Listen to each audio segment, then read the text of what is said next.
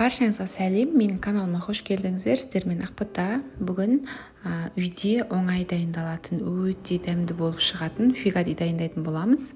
Міндетті түрде менің рецептіммен дайындап көріңіздер. Видеоны соңына дейін қарап, лайк басуды ұмытпаңыздар. Жылы судың үстіне тұз және де 1 шай қасық қант саламыз. Және де ашытқыны салып, араластырамыз жақсылап. Кейіннен бетін жауып 10 минутқа қалдырып қоямыз. Бізде ашытқы көтерілуі керек болады. 10 минуттан кейін көріп тұрғандарыңыздай бізде ашытқы көтерілді. Ұнды алдын ала өлшеп аламыз, ортасын ашып, жаңағы көтерілген апаранды құятын боламыз. Яғни ашытқысы бар суды құйып, жұмсақ қамыр илейміз. Қамырды илеп бастаған кезде шамамен 2 ас қасық сұйық май құйып жібересіздер.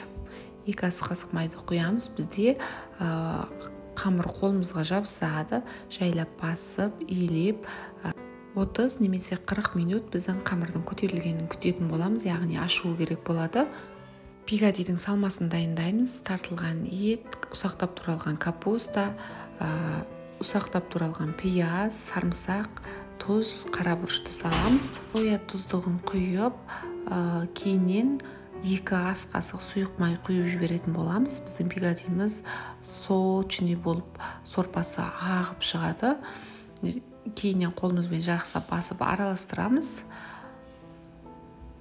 Біздің көріп тұрғандарыңыздай қамырымыз биік болып көтерілді, яғни жақсы ашыды. Қолға жабысатын болғандықтан мен құрғағын қолданып жатырмын. Құрғағынды сеуіп, үстіне көтерілген қамырымызды қойып, қолымызбен басып шығамыз. Және де мен фигадиларымыздың барлығы бір көлемде болғанын қаладым. Сондықтан қамырды теңдей барлығын 75 граммнан бөліп шықтым. Кейіннен осылай алақанымызға салып, домалақтап қойып, бетін жауып, 10 минутқа көтерілуге қалдырдым. 10 минуттан кейін оқтаудың көмегімен жаямыз. Бізде қамырымыз қатты жұқа немесе қатты қалың болмауы керек. Видеода көріліп тұрғандай шамамен 2-3 миллиметр қалыңдықта біздің қамырымызды жаямыз. Кейіннен ортасына салмасын салып, қаттылап басып, түйіп шығатын боламыз. Егер менікіндей жасай алмаған жағдайда шетін тек қана қатты басып, қысып, ашылып кетпейтіндей етіп жасауға болады. Қайнап тұрған буда 45 минут пісіреміз. 45 минуттан кейін біздің фигадиларымыз көріп тұрғандарыңыздай көтеріліп, жұмсақ болып пісіп шығады.